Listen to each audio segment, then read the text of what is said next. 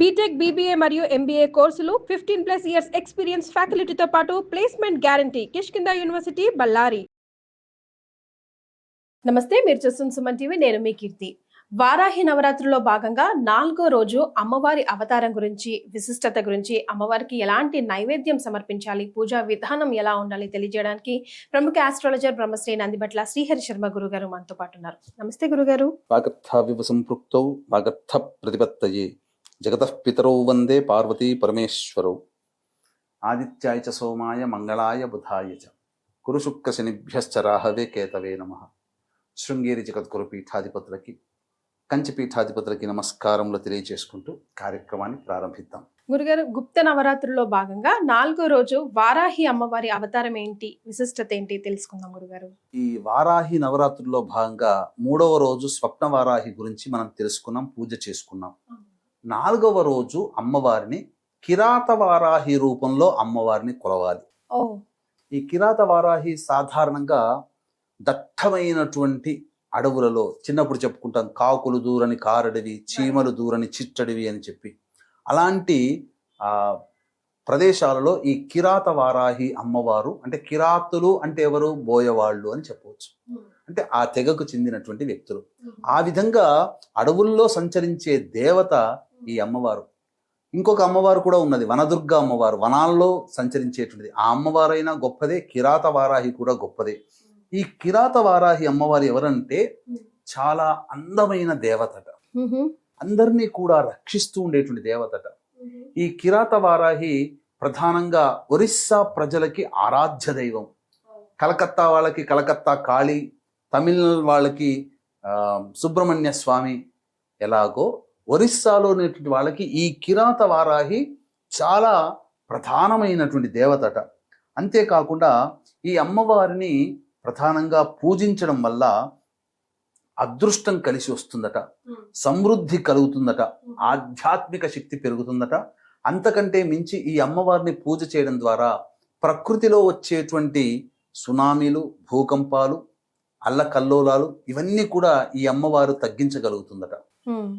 కాబట్టి అసలు వారాహి అమ్మవారు అంటేనే సాధారణంగా ఉగ్రదేవత. అందులో కిరాత వారాహి కూడా పరమోగ్రంగా ఉంటుంది. ఈ అమ్మవారిని గనక ఉపాసన చేసేటువంటి వాళ్ళు ఏదనుకున్నా సాధించగలుగుతారట. అంతటి గొప్పదైనటువంటిది ఈ యొక్క కిరాత వారాహి. కాబట్టి ఈ అమ్మవారిని ప్రధానంగా మనస్సులో ఈ 4వ రోజున ఈ అమ్మవారిని ఊహించుకుంటూ, అనగా చాలా ఉగ్రరూపమైనటువంటి అమ్మవారు, అలాగే నీలి వస్త్రముతో కప్పబడినటువంటి అమ్మవారిగా భావన చేసి, లేదా రక్త వస్త్రం అంటే ఎర్రటి వస్త్రం కలిగినటువంటి రూపము కలిగినటువంటి అమ్మవారు కోపంగా ఉంటూ, కళ్ళు నిప్పు కణికల్లాగా ఉండి నిప్పులు ప్రసరిస్తున్నటువంటి విధానంగా ఆ అమ్మవారి రూపాన్ని ధ్యానం చేసుకుని మన సంకల్పం నెరవేరాలని చెప్పి ఈ అమ్మవారిని తదేకముగా ధ్యానం చేసుకొని పూజ చేసుకున్నట్లయితే తప్పకుండా ఈ అమ్మవారు ప్రకృతిలో వచ్చేటువంటి ఇబ్బందుల్నే తొలగించగలిగే శక్తి ఉన్నప్పుడు, ఆ ప్రకృతిలో భాగమైన మనకు మన జీవితంలో వచ్చే అల్లకల్లోలాలు అంటారు కదా, ఒక్కసారి జీవితం అంతా తిరగబడిందిరా అని అంటుంటుంటారు.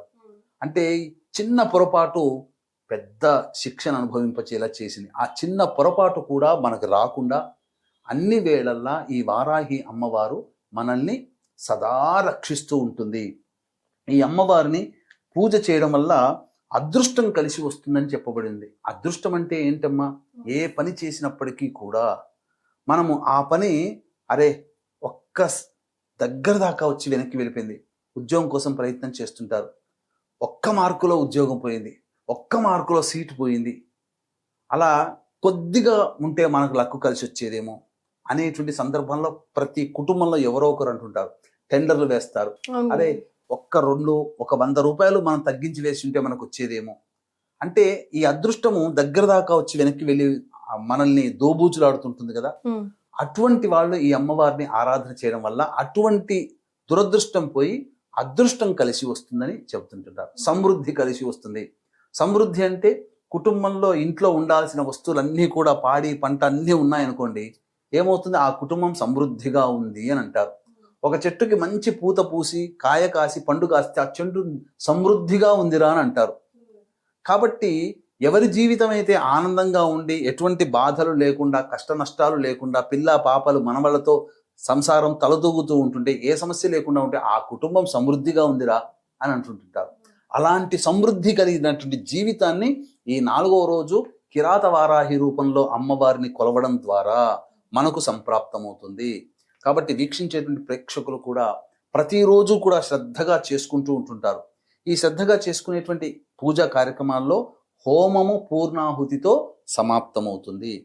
అలాగే ఇట్లాంటి హోమం చేసుకోలేనటువంటి బాధపడేటువంటి వాళ్ళు ముఖ్యంగా 4 రోజుల పాటు చక్కగా ఎంతో వివరంగా చెబుతున్నారు. ఇటువంటి అవకాశం మనం చేసుకోలేకపోతున్నామే, ఇటువంటి ఏ రకంగా చేస్తే మనకు ఇంతటి అమ్మవారి అనుగ్రహం మనకు కలుగుతుందని చెప్పి భావించే వాళ్ళు ఉంటారు. అటువంటి వాళ్ళ కోసం చక్కటి అవకాశము జూలై 5వ తారీఖు రోజున మన పీఠం ఆధ్వర్యంలో ఈ 9 అవతారాలకు సంబంధించినటువంటి వారాహి అమ్మవార్ల యొక్క హోమాది కార్యక్రమాలు జరిపించడం జరుగుతుంది.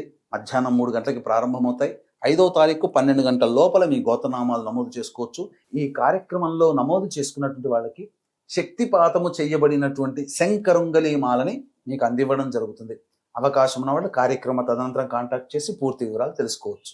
గురుగారు, మరి 4వ రోజు అమ్మవారికి ఎలాంటి నైవేద్యం సమర్పించాలంటారు? ఈ కిరాత వారాహి అమ్మవారికి తాంత్రిక దేవత కాబట్టి అల్లముతో చేసినటువంటి గారెలు, దద్దోజనము ఇవి నైవేద్యంగా పెట్టవచ్చు. ఇంకొక విశేషం కూడా ఉందమ్మా. ప్రత్యేకమైన విశేషం ఏంటంటే ఈ వారాహి నవరాత్రులు ప్రారంభమయ్యేది ఆరుద్ర నక్షత్రం. 10వ తేదీ అనగా శుక్రవారం నాడు అమ్మవారి ఉద్వాసన చెయ్యకూడదు కాబట్టి శనివారం నాడు దశమి తిథి రోజున ఉద్వాసన చెయ్యాలి. కానీ ఆ శనివారం దశమి తిథి రోజున ఉన్నది కూడా స్వాతి నక్షత్రం. అంటే ప్రారంభించే రోజు సమాప్తమయ్యే రోజు రెండూ కూడా రాహు నక్షత్రాలే.